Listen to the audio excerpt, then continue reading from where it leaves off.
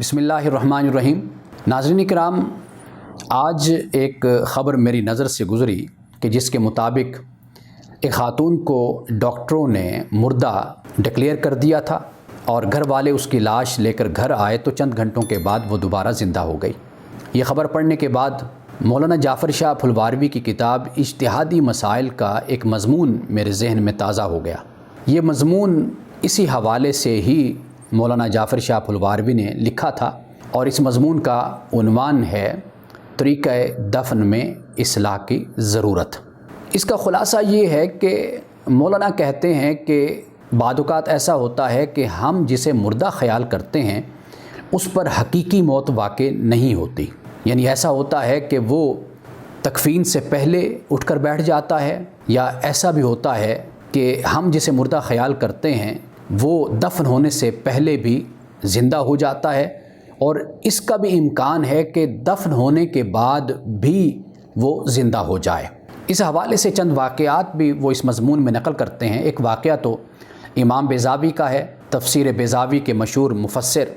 وہ بھی اسی طرح گھر والوں نے ان کو مردہ خیال کیا اور جا کر ان کو دفنا دیا، ان کی تدفین ہو گئی، لیکن چونکہ وہ ریاضت کرتے تھے، کچھ ایسے اعمال ان کے پاس تھے کہ جن کی بنیاد پر انہوں نے اپنے سانس کو بحال رکھا اور قبر کھود کر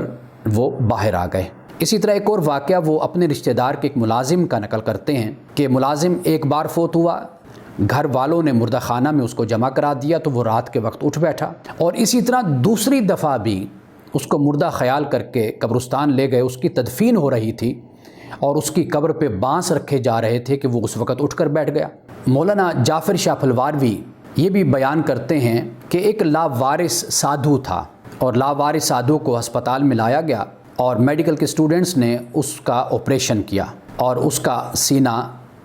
چیر دیا، اور پھر دو اسٹوڈنٹس کے خواب میں وہ سادھو آتا ہے اور وہ کہتا ہے کہ میں نے اپنی سانس کھینچ کر اوپر کر لی تھی، یعنی دماغ کو چڑھا لی تھی، اور اس نے اپنے وقت پہ واپس آ جانا تھا لیکن تم نے اس سے پہلے مجھے مار دیا۔ اسی طرح ایک اور سادھو کا واقعہ مولانا جعفر شاہ پھلواروی نقل کرتے ہیں خلیفہ عبدالحکیم کی روایت سے کہ خلیفہ عبدالحکیم نے یہ واقعہ ان کو سادھو کے حوالے سے سنایا کہ جو 15 دن قبر میں رہا اور پھر قبر سے جب اس کو باہر نکالا گیا تو وہ تھا تو مردہ، لیکن شاگردوں نے اپنے اس سادھو استاد کے کہے کے مطابق کوئی وظیفہ پڑھا، کچھ کیا، تو اس کے بعد وہ سادھو زندہ ہو گیا۔ ایسے بہت سے واقعات ہیں کہ جو جعفر شاہ پھلواروی یہاں پر نقل کرتے ہیں۔ میں آخر میں جا کر چند تجاویز بھی بیان کروں گا کہ جو اس مضمون میں مولانا نے بیان کی ہے، لیکن آخر میں یہ بات کہ آپ لکھتے ہیں کہ ہمارے ایک بزرگ دوست عبد الرحمن، انہوں نے مولانا ذکاء اللہ مرحوم کے ایک لیکچر کا حوالہ دیتے ہوئے کہا کہ انہوں نے اس بات کو نقل کیا تھا کہ ایسا ہوتا ہے کہ کوئی قبر کھل جاتی ہے تو ہم دیکھتے ہیں کہ اس میں جو انسانی پنجرہ ہے اور انسانی جو وجود ہے وہ بیٹھنے کی حالت میں ہے، بیٹھے ہوئے ہے، تو جس سے یہ معلوم ہوتا ہے کہ یہ شخص کے جسے زمین میں دفن کیا گیا تھا یہ حقیقت میں زندہ تھا، یعنی قبر میں جاتے وہ زندہ ہو گیا اور پھر وہ اٹھ کر بیٹھا اور اس نے نکلنے کی کوشش کی لیکن وہ بے بس تھا اور اس بے بسی میں اس کی روح پرواز کر گئی۔ اسی طرح کوئی قبر کھلتی ہے تو ہم دیکھتے ہیں کہ مٹی ایک طرف لگی ہوئی ہے، تو وہ کہتے تھے کہ یہ جو مٹی ایک طرف لگی ہوتی ہے تو اس کا مطلب یہ ہے کہ وہ شخص کہ جسے یہاں پر دفن کیا گیا وہ تدفین کے بعد زندہ ہوا اور اس نے قبر کو کھودا اور باہر آنے کی کوشش کی لیکن وہ باہر نہ آ سکا، یعنی یہ بے بسی کی موت ہے کہ گھر والے رشتہ دار تو یہ خیال کرتے ہیں کہ یہ مر گیا ہے، لیکن ہوتا اس طرح ہے کہ وہ ظاہری موت تو اس کی واقع ہوتی ہے، وقتی طور پر اس کی سانس بند ہو جاتی ہے یا دل کی حرکت رک جاتی ہے، لیکن قبر میں جانے کے بعد کچھ وقت کے بعد اس کی وہ حرکت دوبارہ شروع ہو جاتی ہے۔ مولانا جعفر شاہ پھلواروی چند تجاویز دیتے ہیں، لیکن دو تجویزوں کو میں یہاں پر نقل کروں گا۔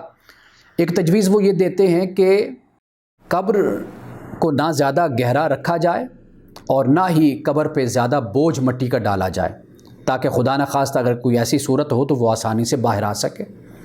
دوسری تجویز وہ یہ دیتے ہیں کہ قبر کی ایک طرف کوئی جالی یا کوئی کھڑکی نما کچھ ایسا راستہ بنا دیا جائے